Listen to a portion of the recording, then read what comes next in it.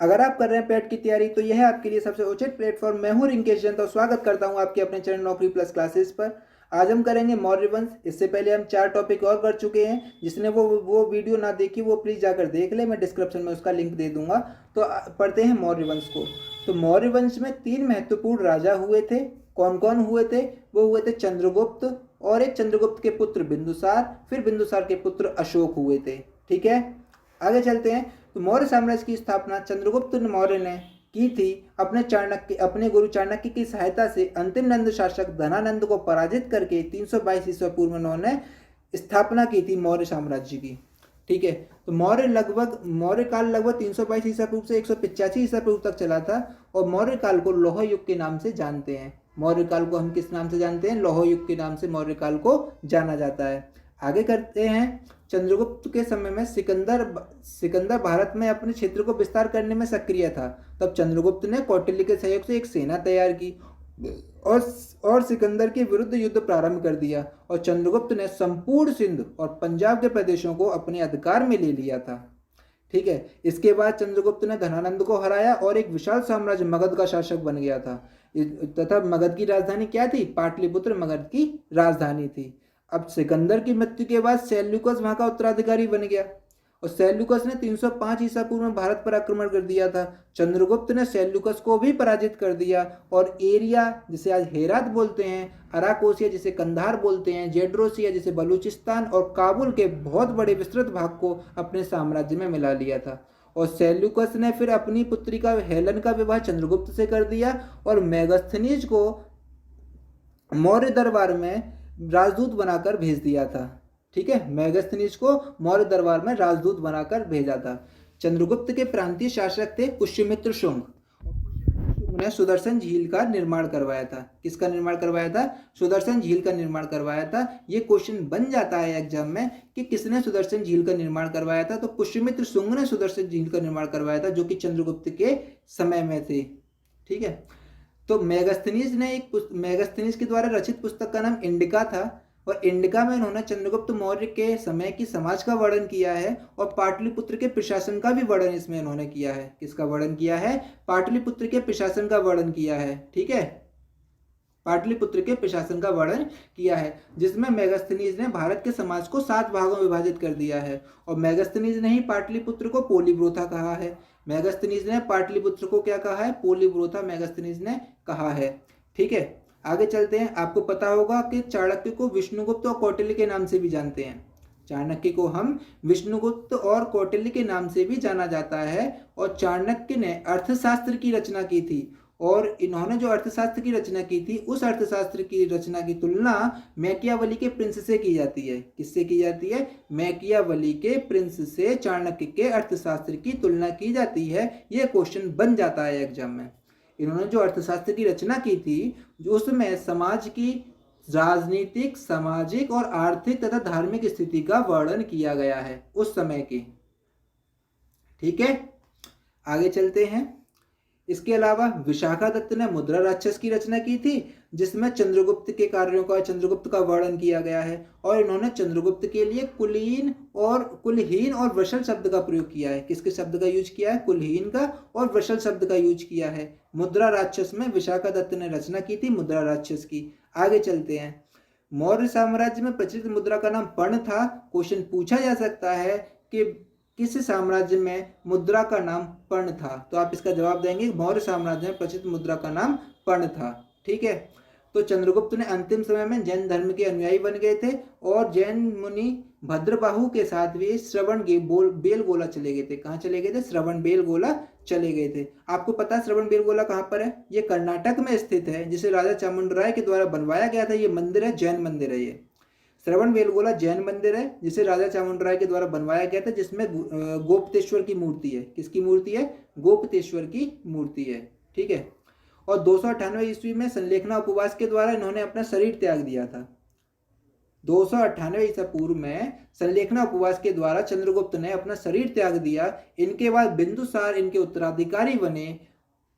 बिंदुसार इनके उत्तराधिकारी बन गए थे। और बिंदुसार को वायु पुराण में भद्रसार और जैन साहित्य में सिंहसेन कहा जाता है। आप इसे याद रखेंगे कि बिंदुसार के अनेक नाम थे। देखो, बिंदुसार को वायु पुराण में भद्रसार कहते हैं, जैन साहित्य में सिंहसेन कहते हैं, और यूनानी लेखक इन्हें अमित्रोचेट्स कहते हैं।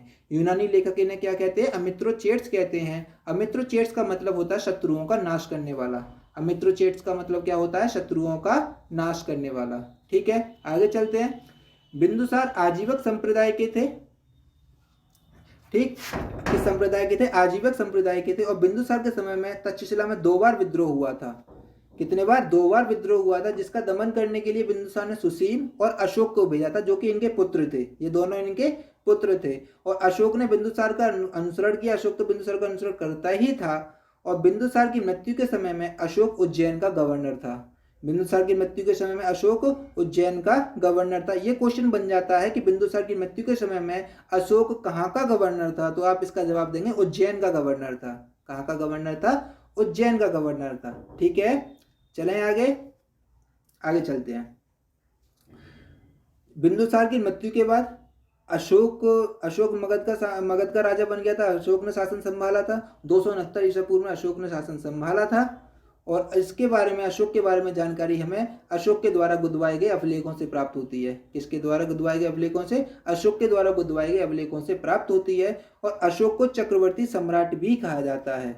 अशोक को चक्रवर्ती सम्राट भी कहते हैं। ठीक है, अच्छा, अतः अशोक जो युद्ध प्रिय शासक था, अशोक ने कई छोटे छोटे राज्यों को जीतकर अपने राज्य में मिला लिया था।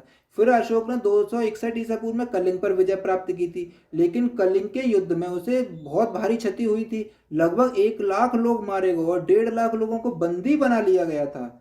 इतनी भारी क्षति को देखकर अशोक बेचैन हो गया, अशांत हो गया, और वो शांति की तलाश करने लगा। और फिर उसने बौद्ध धर्म को स्वीकार किया। और कहा जाता है कि कलिंग पे विजय प्राप्त करने के बाद अशोक ने फिर भविष्य में कभी युद्ध न करने का फैसला लिया था।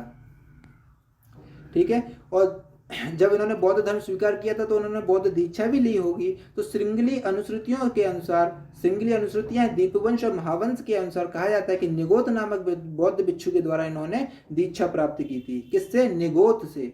ये किसके अनुसार? दीपवंश और महावंश के अनुसार कहा जाता है कि इन्होंने निगोत नामक भिक्षु से बौद्ध धर्म की दीक्षा ली थी।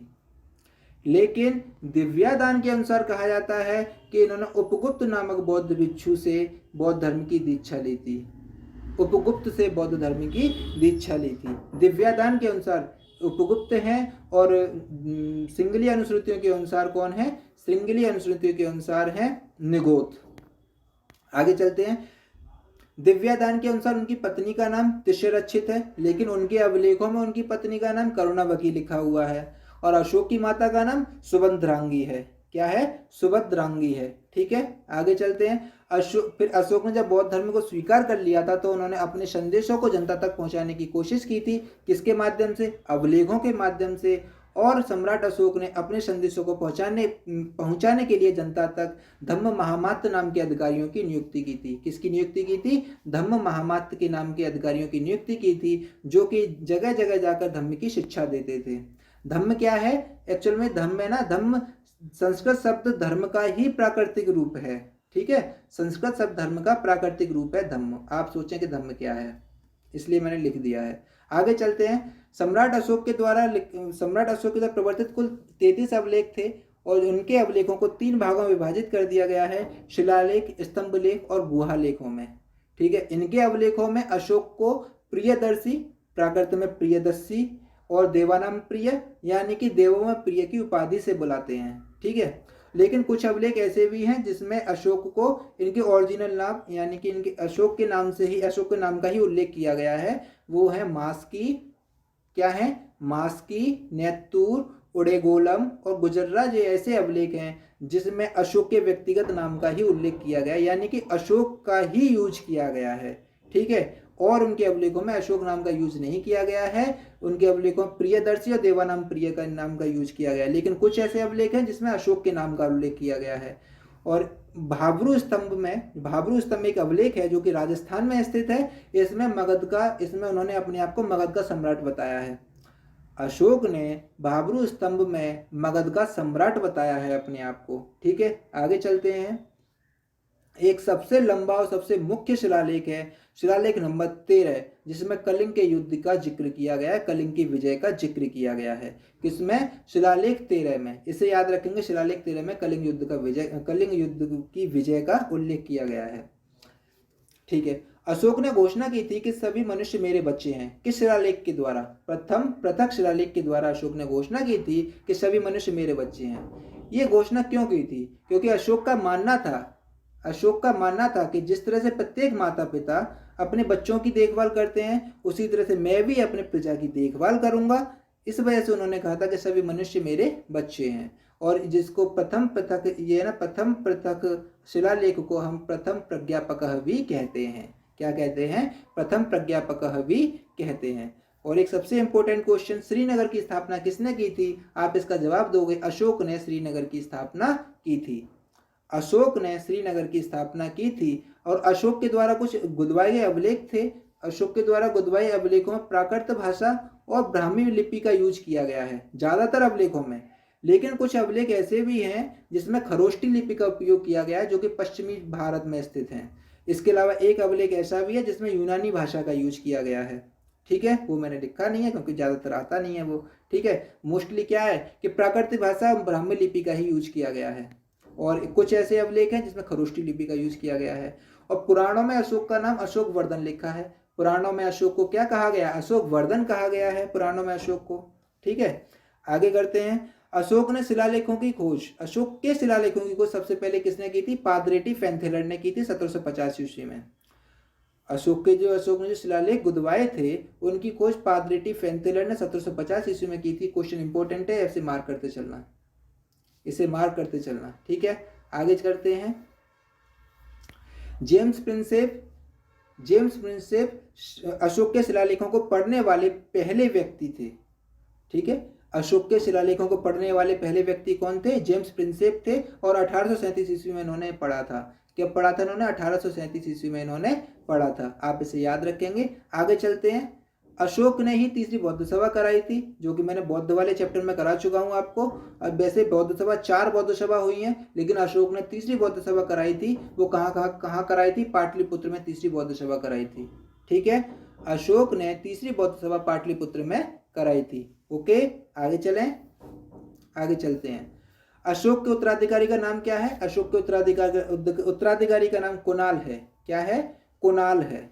और एक सबसे इंपॉर्टेंट क्वेश्चन बन जाता है कि विलियम जोन्स ने सेंड्रोकोट्स की पहचान चंद्रगुप्त के रूप में की है। विलियम जोन्स ने सेंड्रोकोट्स की पहचान चंद्रगुप्त के रूप में की है। एक्चुअल में सेंड्रोकोट्स है वो कोई चंद्रगुप्त को दी गई उपाधि नहीं है, बल्कि यूनानियों के द्वारा यूज किया जाने वाला शब्द है। यूनानी लोग चंद्रगुप्त को सेंड्रोकोट्स कहा करते थे। क्या कहते थे? सेंड्रोकोट्स। क्या होता है कि विदेशी लोग भारतीय भाषा को ठीक से नहीं बोल पाते हैं, इसलिए जब वो भारत आए थे तो वो चंद्रगुप्त को चंद्रगुप्त ना कहते थे, वो सेंड्रोकोट्स कहते थे। और उन्होंने चंद्रगुप्त की घटनाओं का वर्णन किया था फिर अपनी किताबों में।